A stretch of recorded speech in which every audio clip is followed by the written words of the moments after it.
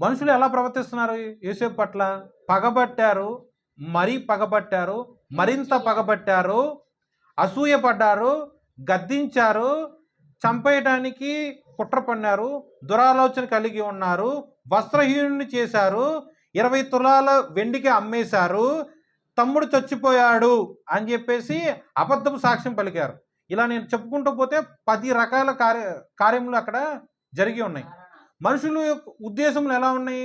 10 రకాల వ్యతిరేకత కలిగిన కూడిన ఉద్దేశములు, కార్యములు.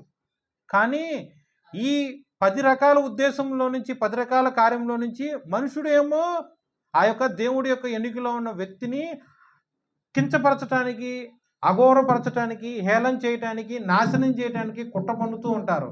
కానీ దేవుడు అదే 10 లక్షణాలు వాడుకొని, ఓకే, అదే కారణాలు వాడుకొని దేవుడు ఆ మనిషిని ఎలా చేశాడండి? ప్రపంచంలో ఉన్న మనుషులందరూ బ్రతకటానికి వాడుకున్నాడు దేవుడు ఆ యొక్క కార్యం.